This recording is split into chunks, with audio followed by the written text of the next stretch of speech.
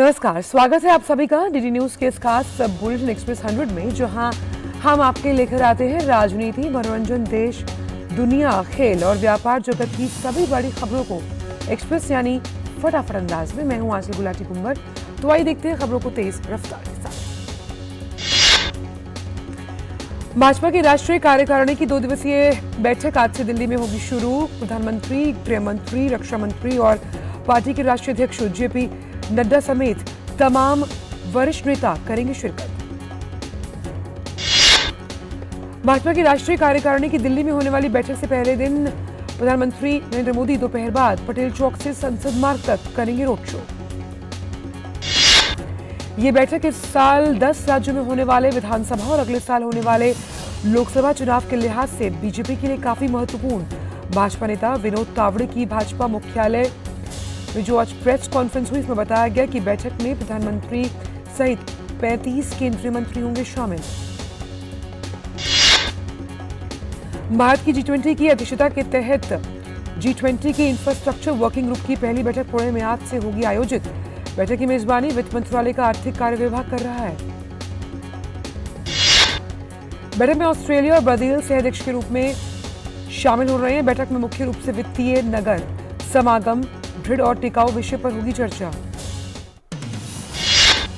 G20 और 13 देशों के आमंत्रित प्रतिनिधि इस बैठक में चर्चा करेंगे। तकरीबन 35 देशों से 66 डेलीगेट्स इस बैठक में लेंगे भाग। इस बार के इंफ्रास्ट्रक्चर वर्किंग ग्रुप के लिए भारत ने कैसे अपने शहरों को विकसित कर सकता है, उस पर परिचर्चा करने का विषय चुना गया है।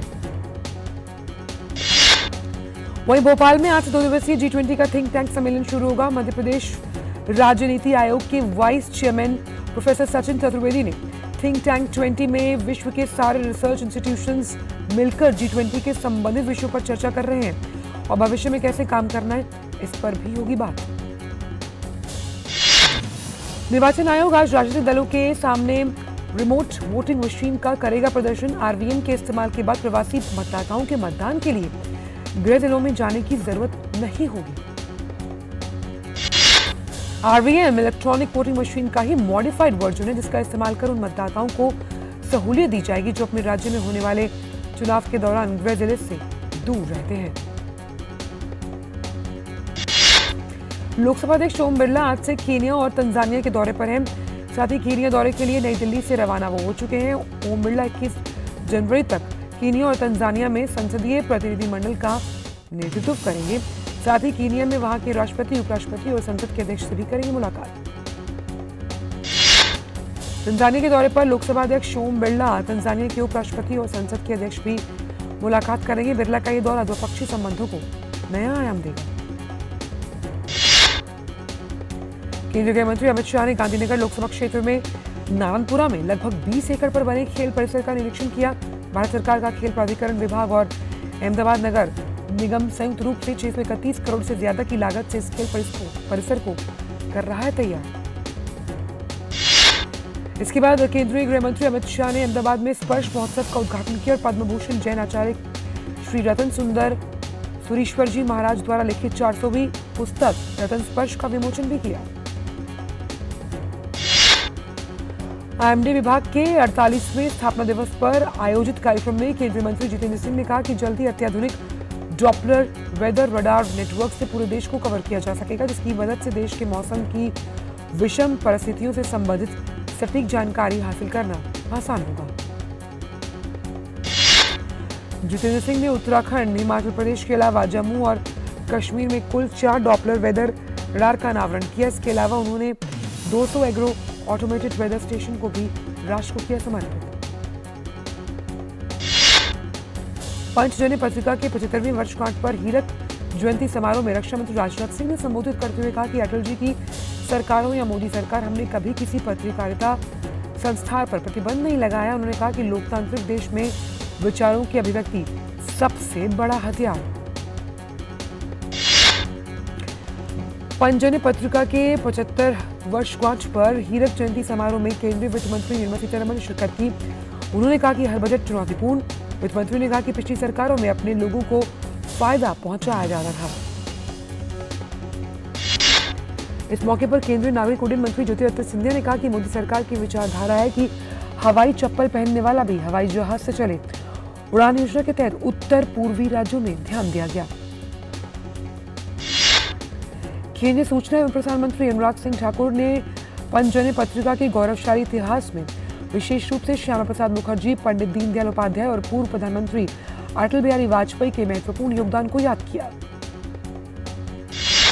केंद्रीय मंत्री पीयूष गोयल आज नई दिल्ली में वाणिज्य और उद्योग राज्य मंत्री सोम प्रकाश की उपस्थिति में राष्ट्रीय स्टार्टअप पुरस्कार 2022 के नतीजों की घोषणा करेंगे। कार्यक्रम के दौरान पीयूष गोयल मार्क प्लेटफॉर्म भी लॉन्च करेंगे। हर विजेता को स्टार्टअप के लिहाज से 5 लाख रुपए का नगद पुरस्कार भी दिया जाएगा। भारत के पहाड़ी और पूर्वोत्तर क्षेत्र के स्टार्टअप से उत्कृष्ट प्रयासों को सराहने के लिए इस वर्ष एक विशेष पुरस्कार श्रेणी शुरू की गई। पड़ोसी देश नेपाल में कल एक यात्री विमान क्रैश हो गया। लैंड होने से ठीक पहले विमान हादसे का वो शिकार हो गया। जहाज में चालक दल सहित कुल 72 लोग सवार थे। विमान हादसे में सभी यात्रियों की मौत हो गई। यात्रियों में 53 नेपाली नागरिक, इसके अलावा विमान में 5 भारतीय, 4 रूसी और 2 कोरियाई, आयरलैंड, ऑस्ट्रेलिया, अर्जेंटीना और फ्रांस से एक नागरिक सवार था।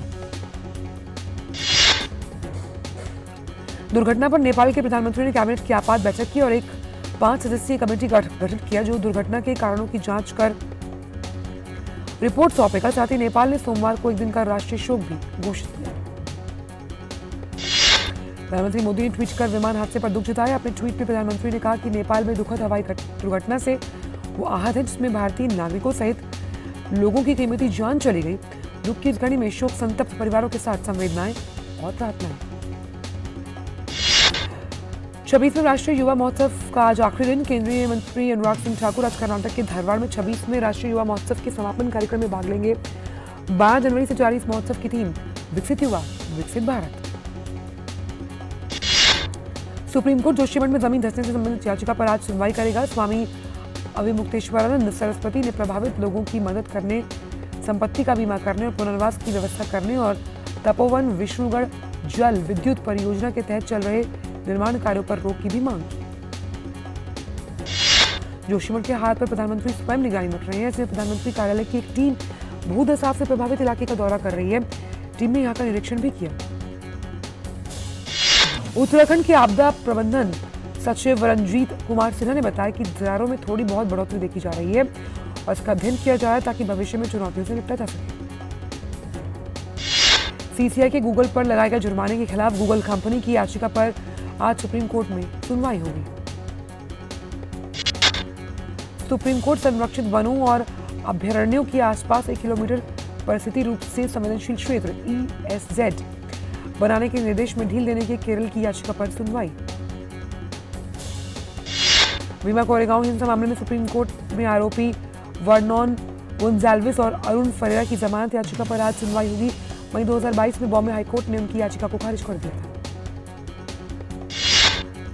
दिल्ली विधानसभा का आज से 3 दिवसीय सत्र शुरू होने जा रहा है। विधानसभा का सत्र 18 जनवरी तक चलेगा और जरूरत पड़ने पर इसके आगे भी बढ़ सकता है। 3 दिन सत्र में सरकार वित्तीय वर्ष 2022-23 के संशोधित बजट का अनुमान पेश करेगी। गोवा विधानसभा का जो 4 दिवसीय सत्र है वो आज से शुरू होगा। विधानसभा का शीतकालीन सत्र 19 जनवरी तक चलेगा। दुनिया का सबसे लंबा रिवर क्रूज MV गंगा विलास पटना पहुंच रहा है। गंगा विलास 22 जनवरी तक बिहार में रहेगा। इस दौरान क्रूज 8 स्थानों पर ठहराव करेगा। इनमें मुंगेर, बेगूसराय, सिमरिया, भागलपुर में सुल्तानगंज और बटेश्वर स्थान शामिल हैं। वाराणसी में गंगा पार रेती पर बसा तंबुओं के शहर में पर्यटकों का आने जाने का सिलसिला शुरू हो गया। प्रधानमंत्री ने शुक्रवार को इस टेंट सिटी का वर्चुअल लोकार्पण किया था।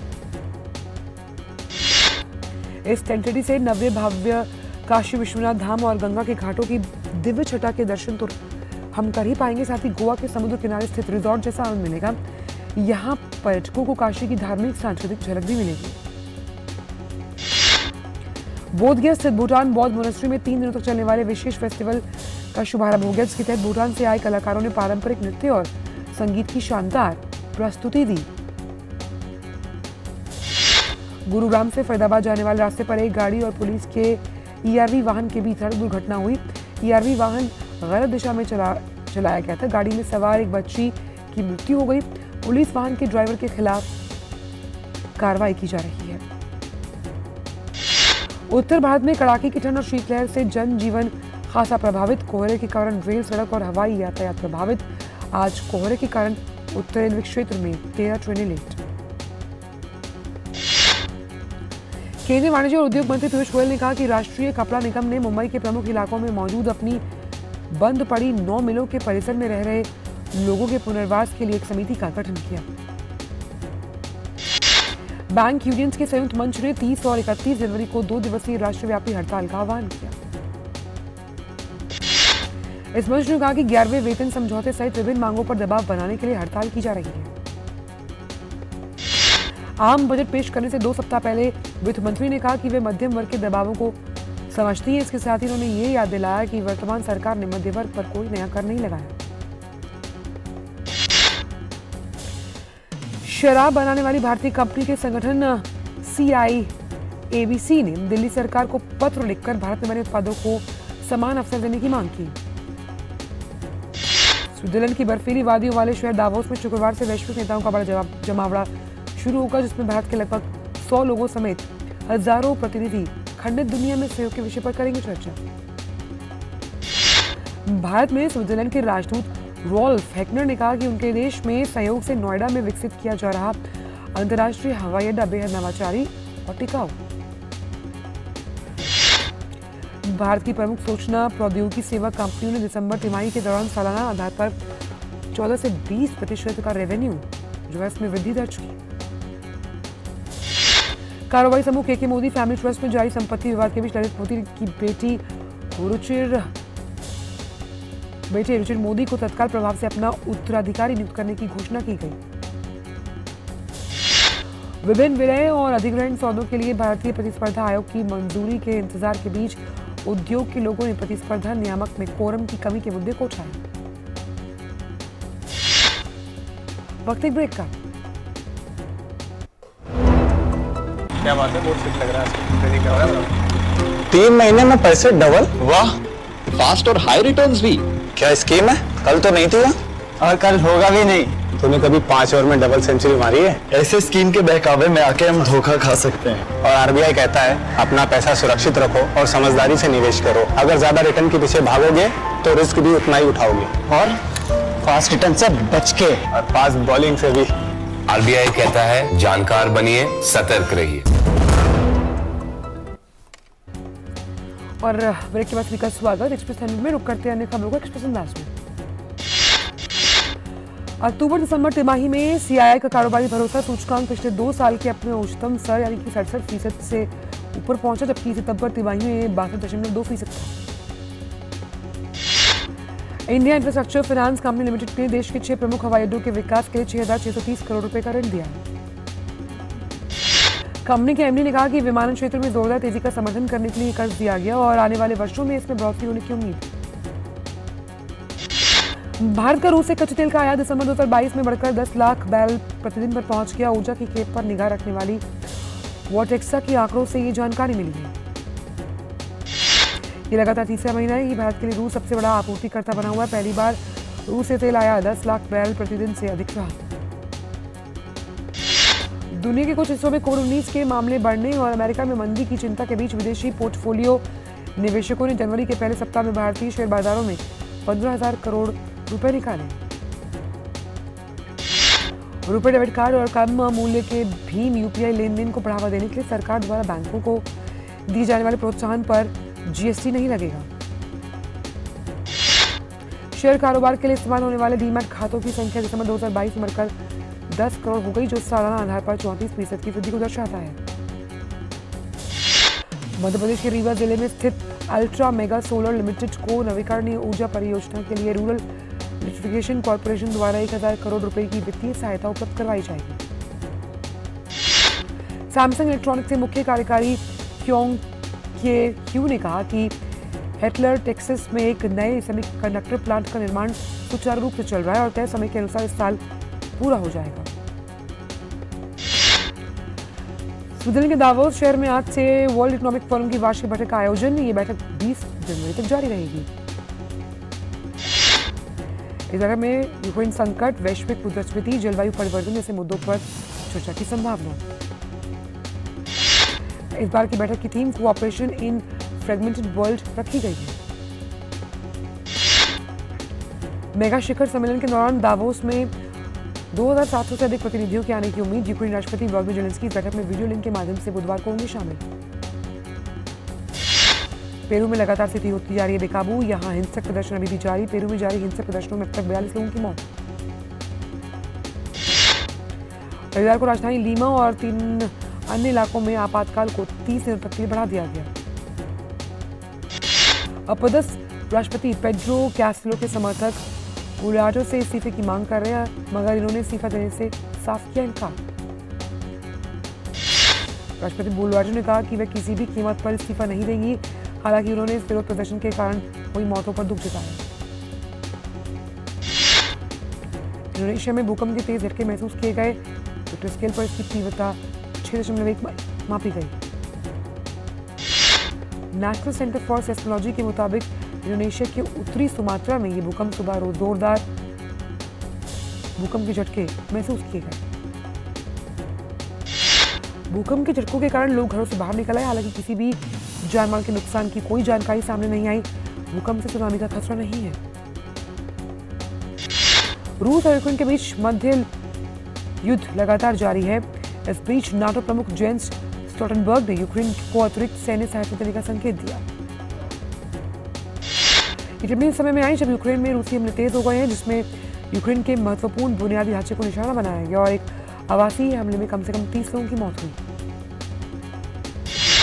मार्टिन लूथर किंग जूनियर के जन्मदिन के मौके पर राष्ट्रपति जो बाइडेन ने रविवार को अमेरिका की स्वतंत्रता चर्च में वो शामिल हुए। उन्होंने कहा कि मार्टिन लूथर का जीवन हमें राह दिखाता है। अफगानिस्तान की राजधानी काबुल में अज्ञात हमलावरों ने पूर्व महिला सांसद और उनके अंगरक्षक की घर में गोली मारकर हत्या कर दी। काबुल सुरक्षा विभाग के प्रवक्ता खालिद जवादरान ने जानकारी में बताया कि अफगानिस्तान की संसद में लगमन प्रांत के पूर्व प्रतिनिधि मुरसल नजीबजादा की काबुल शहर में अज्ञात बंदूकधारियों ने हत्या कर दी। श्रीलंका में तमिल समुदाय पूरे उत्साह के साथ थाई पोंगल त्योहार मना रहा है। ये फसलों का उत्सव है, इसे पूरे 4 दिनों तक मनाया जाता है। इस उत्सव पर लोग फसल की अच्छी पैदावार के लिए प्रार्थना करते हैं। सबसे पहले लोग अपने घर की काफी अच्छी तरीके से सफाई करते हैं। दूसरे दिन थाई पोंगल पर लोग सूर्य भगवान को अर्घ्य देते हैं। रनों के लिहाज से भारत ने वनडे इतिहास में सबसे बड़ी जीत दर्ज की। टीम इंडिया ने तीसरे वनडे में श्रीलंका को 317 रन से विशाल अंतर से शिकस्त दी। भारत से मिले 351 रन के जवाब में श्रीलंका की टीम 73 रन पर सिमट गई। पहले बल्लेबाजी करते हुए भारत ने विराट कोहली और शुभमन गिल के शतक की मदद से 5 विकेट पर 390 रन बनाए। कोहली ने 166 रन की नाबाद पारी खेली। उन्हें प्लेयर ऑफ द मैच और प्लेयर ऑफ द सीरीज चुना गया। कोहली श्रीलंका के खिलाफ सबसे अधिक 10 शतक जड़ने वाले बल्लेबाज बन गए। यही नहीं, उन्होंने घरेलू जमीन पर वनडे में सबसे अधिक 21 शतक लगाकर सचिन तेंदुलकर के रिकॉर्ड को तोड़ा। हॉकी विश्व कप में भारत को इंग्लैंड के खिलाफ गोल रहित ड्रॉ खेलना पड़ा। मैच में दोनों टीमों को कई पेनल्टी कॉर्नर मिले, लेकिन कोई भी टीम गोल न कर पाई। इस मैच के ड्रॉ हो जाने से दोनों टीमों को एक अंक से संतोष करना पड़ा। पूल डी में इंग्लैंड ने भारत को गोल औसत के आधार पर पीछे छोड़ते हुए शीर्ष स्थान बरकरार रखा। अंडर 19 महिला विश्व कप में आज भारत का सामना यूएई से होगा। शेफाली वर्मा के नेतृत्व में टीम का इरादा लगातार दूसरा मैच जीतने का। जिम्बाब्वे ने आयरलैंड के खिलाफ 3 मैचों की टी20 सीरीज 2-1 से जीत ली। तीसरे टी20 में जिम्बाब्वे ने आयरलैंड को 4 विकेट से हराकर सीरीज की अपने नाम। साल के पहले ग्रैंड स्लैम ऑस्ट्रेलियन ओपन की हुई शुरुआत। पहले दिन महिला एकल में तीसरी वरीयता प्राप्त अमेरिका की जेसिका पेगुला ने जैकलीन क्रिस्टिन को 6-0, 6-1 से हराकर दूसरे दौर में किया प्रवेश। महिला एकल में ही 7वीं वरीयता प्राप्त अमेरिका की कोको गॉफ भी आसान जीत के साथ पहले दौर की बाधा पार करने में रही सफल। गॉफ ने चेक गणराज्य की कैटरीना सिनिया याकोवा को 6-1, 6-4 से हराया। ब्रिटेन के युवा टेनिस खिलाड़ी एमा राडुकानो ने भी दूसरे दौर में स्थान में बनाने के लिए ज्यादा मेहनत उन्हें नहीं करनी पड़ी। राडुकानो ने जर्मनी के तमारा कॉर्पैच को सीधे सेट्स में 6-3, 6-2 से शिकस्त दी। आईपीएल में आर्सेनल ने जीत के सिलसिले को रखा बरकरार। रविवार को खेले गए मुकाबले में आर्सेनल ने टॉटनहैम हॉटस्पर्स को 2-0 से हराने में सफलता पाई। इस जीत के साथ ही आर्सेनल ने लीग में 47 अंक के साथ शीर्ष स्थान पर अपनी स्थिति करी मजबूत। दूसरे स्थान पर मौजूद मैन सिटी से आर्सेनल के 8 अंक अधिक हैं। ईपीएल के एक अन्य मुकाबले में न्यूकैसल यूनाइटेड ने फुलहैम को 1-0 से हरा दिया। इस जीत के साथ न्यूकैसल लीग में दूसरे स्थान पर आ गया। चेल्सी ने अपने खराब प्रदर्शन को पीछे छोड़ते हुए ईपीएल में ही रविवार को क्रिस्टल पैलेस को 1-0 से हराने में सफलता पाई। चेल्सी के लिए काई हवर्ट्स ने गोल किया। फ्रेंच लीग में सितारों से सजी पेरिस सेंट जर्मन को घर से बाहर लगातार दूसरे मैच में हार का सामना करना पड़ा। लीग में शीर्ष पर चल रही पीएसजी को रेनेस ने 1-0 से शिकस्त दी। कांतारा की अभिनेत्री सप्तमी गौड़ा ने फिल्म द वैक्सीन वॉर में एंट्री की। द वैक्सीन वॉर का निर्देशक जो है वो विवेक अग्निहोत्री है। Web series 4 more shorts please की अभिनेत्री मानवी गगरू ने अपनी सगाई की घोषणा कर दी है। अंगूठी दिखाते हुए उन्होंने तस्वीर साझा की। फॉडा सीजन 4 एक एक्शन सीरीज है जिसमें इजराइल फिलिस्तीन संघर्ष की जो कहानी है उसे दर्शाया गया है। दर्शकों को ये web series OTT platforms Netflix पर 20 जनवरी को देखने को मिलेगी। शार्क टैंक इंडिया की जज और एमक्यू फार्मास्यूटिकल्स की कार्यकारी निदेशक नमिता थापर ने अपने गृह नौकर पर उनका फोन चुराने और आपत्तिजनक पोस्ट करने का आरोप लगाया। पंकज त्रिपाठी, पार्वती थिरुवोथु और संजना सांघी स्टारर अनटाइटल फिल्म की शूटिंग रविवार को एक व्यापक स्केड्यूल के बाद पूरी हुई।